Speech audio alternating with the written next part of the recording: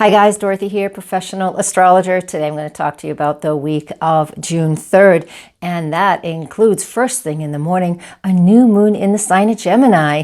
Now I am an expert at Gemini because I am one, so I'm going to give you a lot of insight on how to use this new moon, plus other things that I see that are pertinent for the whole week. So don't go anywhere. I'll be right back.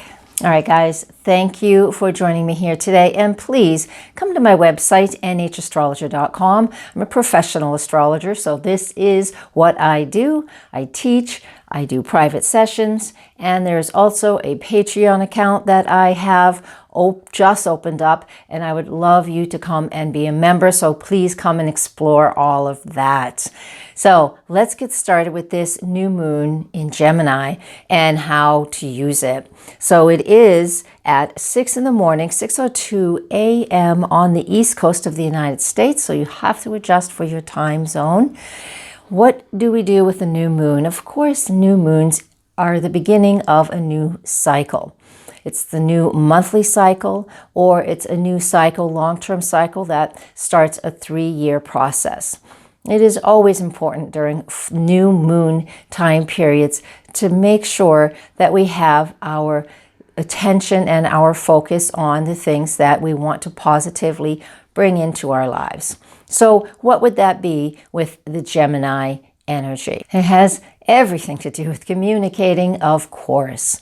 Gemini is #1 communicator. It is also gathering information. It is being social and interacting with those around us.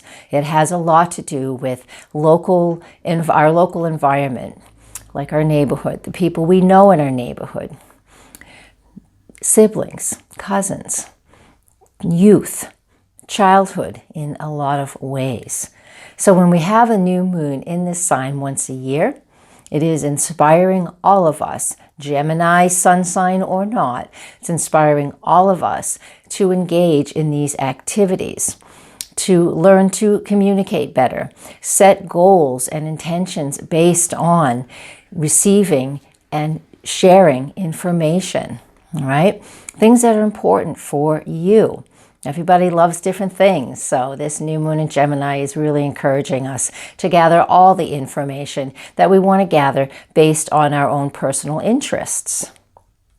One of the main things as well with Gemini is listening, because lots of times I see this with people who have Gemini planets, especially the inner planets, Mars in, they don't always listen. They'll answer questions before you even get the whole question out of your mouth, which can cause an awful lot of confusion. And it does, because they've already got something going on in their head, which only they know about, but then they're trying to predict what the question's going to be, and they answer you before you even get that question out. So this is a problem for some people. This new moon in Gemini may exacerbate that problem for some people. So I want you to pay attention and see if that's going on in your life. Are you anticipating what somebody is asking you and formulating an answer before the question even finishes exiting their lips, right? So this is one of the new moon things that we can do with this new moon in Gemini. Focus and slow down and listen completely, and then you're able to formulate your answer. This is a really good way to learn how to communicate better by activating those listening skills. So those are some of the things that we're going to be using with this new moon in Gemini. This new moon in Gemini also completes a pattern that we call a T-square. It's a mutable T-square. So the new moon squares Neptune, and throughout this whole year, Jupiter has also been squaring Neptune. The new moon's opposite Jupiter, and both of them square Neptune. Neptune being the planet that's getting the most squares, right? So Neptune in Pisces. Now, what does all of that astrology lingo mean? It means that we can feel a little bit confused and an overload in overload of the information that's coming through to us on Monday, especially throughout the day while the moon continues to move forward in the sign of Gemini. So when we have this mutable T-square, new moon squaring Neptune, Jupiter squared Neptune, Neptune being the apex planet, we have this issue going on where we could feel overwhelmed and confused with too much information going on. The best way to use that in my Gemini perspective, from my Gemini perspective, is to just listen and don't respond until you've sorted it out in your own way. These are the things that can be going on with this new moon. We also have on this day, 5 planets are in their own signs called rulership. And when we have 5 planets in their own sign, that means they're all comfortable.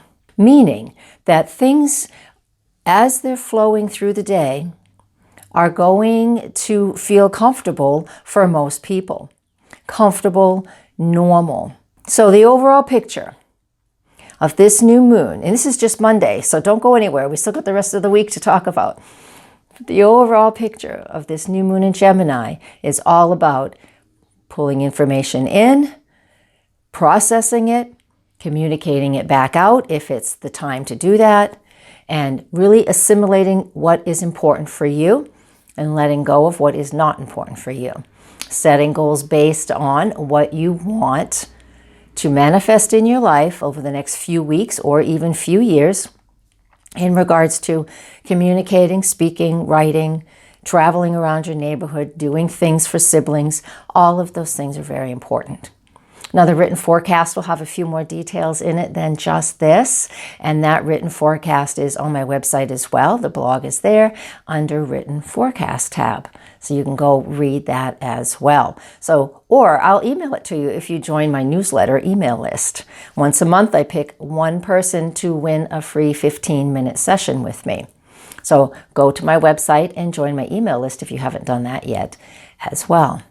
All right, so what does the rest of the week hold for us? Tuesday the 4th, the moon will enter Cancer just after noontime East Coast, and a little after 4 p.m. East Coast, Mercury leaves Gemini and enters Cancer as well.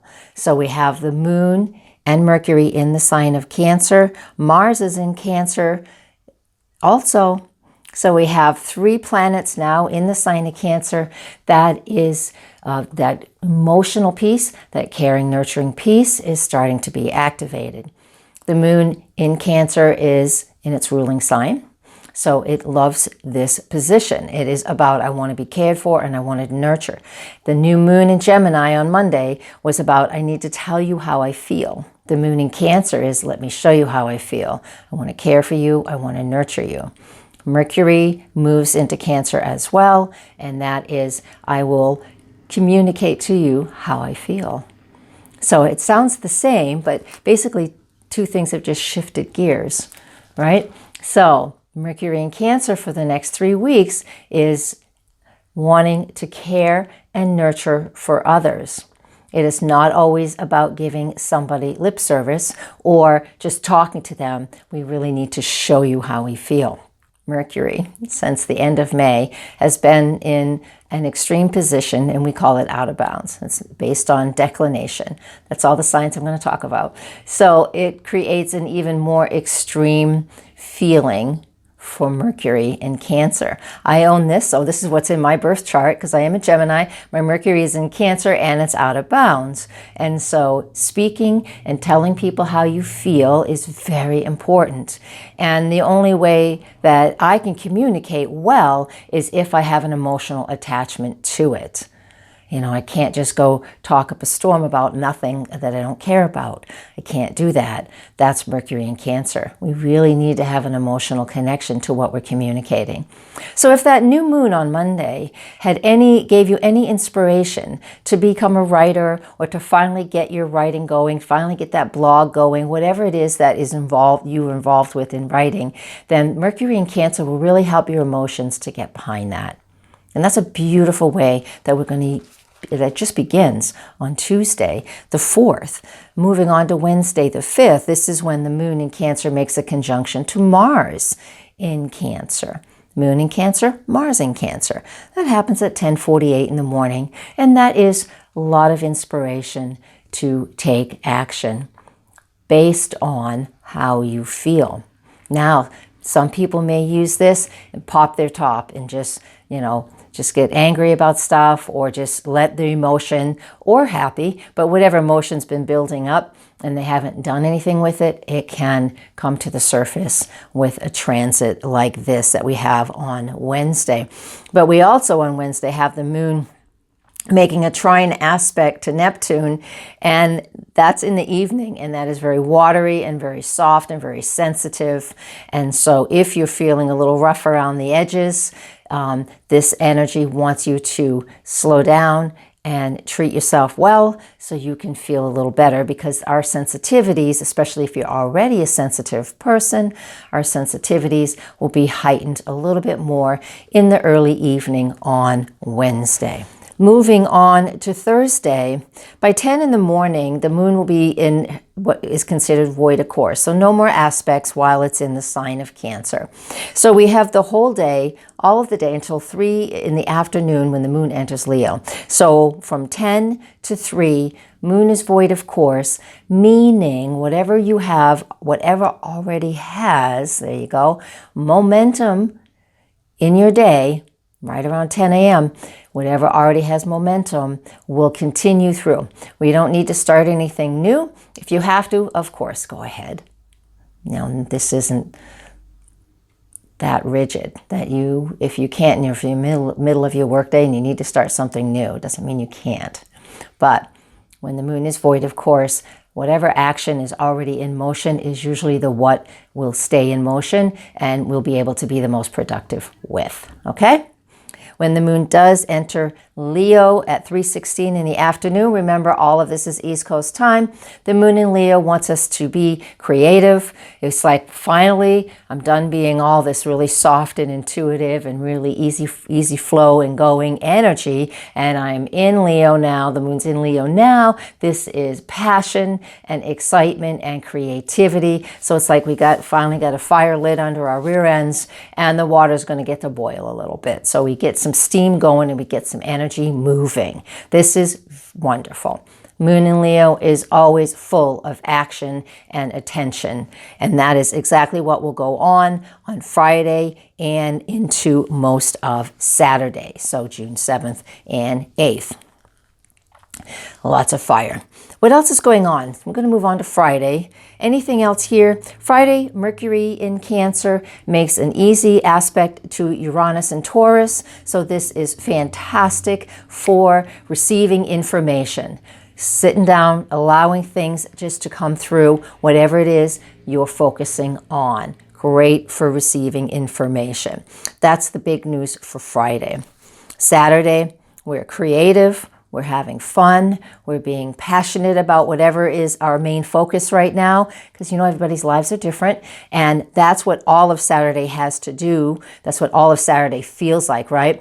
Venus is at the very end of Taurus. So she's out here. Oh, you know what this really feels like? Is like I'm gardening. Because here in New England, it has been a slow spring, just weather-wise. But to me, Venus is at the end of Taurus, her sign, and we have the moon in Leo. This is super creative. This is beautifying your yard. This is, cutting the grass. This is planting flowers to make things look beautiful. This is get outside and be passionate and have a lot of fun and enjoy the things that you value. That's what Saturday is all about. The moon did enter the sign of Virgo right around 6 p.m. on Saturday, and that's very earthy, very grounded, very detail-oriented. Saturday is a great day for all of those creative things I just mentioned. Outside, gardening, making things beautiful, whatever it is. If you don't like outside, do it inside, right? Whatever you love to be passionate about, this is what we get to do. All right, so moving on to Sunday, the main energy is that moon in Virgo. looking at what it is that we want to do in our daily activities. That moon in Virgo is very earthy, it's very grounded, very logical, very practical. The aspects that it's making through the day is confirming that we're enjoying the day. We love things to feel really routine and solid and grounded. It is not as flighty as some of the other aspects, and it's not as overly emotional as some of the aspects we've had this week. So, feeling earthy, feeling grounded, this is a great way that we will end the week. So, how can I help you understand this more? Join my Patreon page, come to my website, order your own private session, and if you want to learn, I love teaching astrology, and it is something I do regularly with regular people. So come and visit me, nhastrologer.com. Thank you so much. Blessings.